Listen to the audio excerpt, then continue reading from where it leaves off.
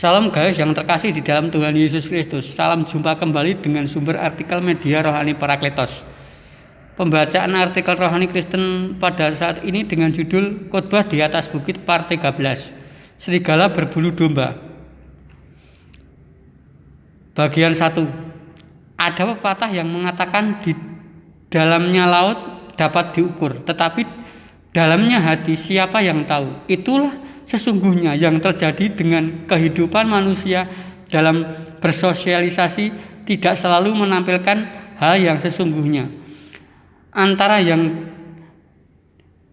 dipikirkan, yang diucapkan, dan yang dilakukan tidak selalu bisa sama. Orang sering berkamuflase dan selalu berperilaku yang tidak sebenarnya.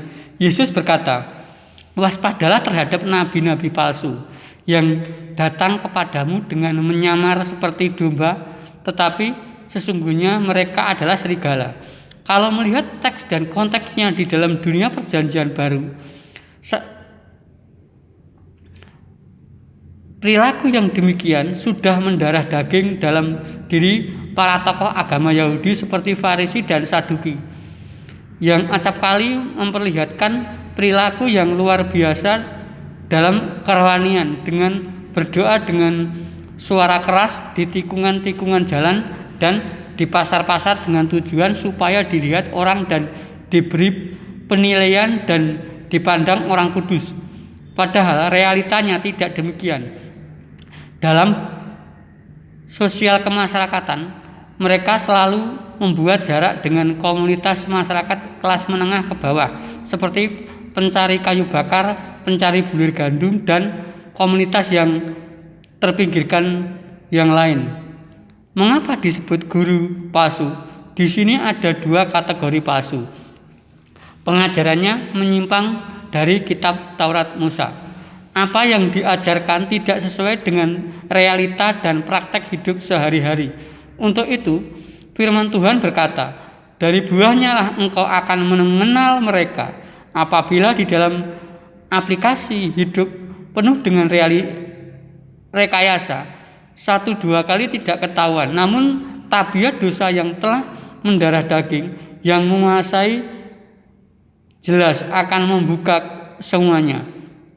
Oleh karena itu, dalam menilai seseorang itu baik dan jahat tidak bisa dalam waktu yang sekejap saja, karena mereka akan berusaha menutupi atau berpura-pura baik.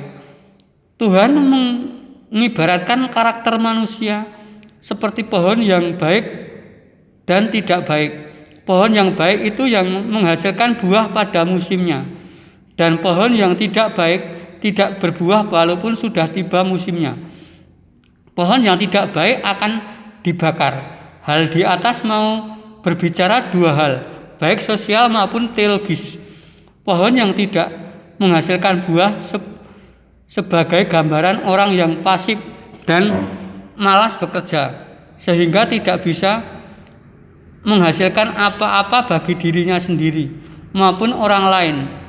Orang yang pasif cenderung tidak punya teman bergaul dan hidupnya individualistis. Karakter yang demikian juga suka menyimpan masalahnya sendiri atau tidak mau berbagi kepada orang lain karena acuh tak acuh dengan problematika di sekitarnya. Seandainya orang yang demikian menjadi pemimpin, akan menjadi seorang pemimpin yang otoriter, yang tidak mau mendengarkan nasihat dan buta terhadap aspirasi rakyat, merasa hidupnya paling benar dan menindas bawahannya. Secara teologis, pohon yang tidak berbuah akan ditebang, dibakar dan dimasukkan ke dalam api, diganti dengan pohon yang masih produktif, berbuah lebat pada musimnya.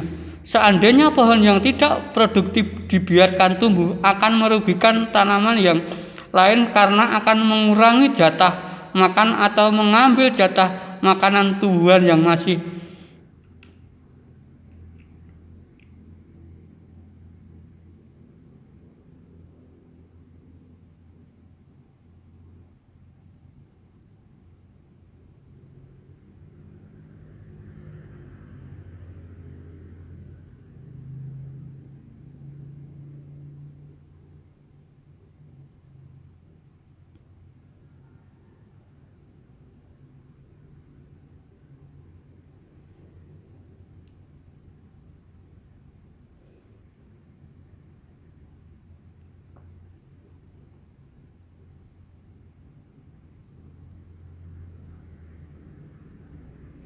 yang masih produktif. Amin dan bersambung.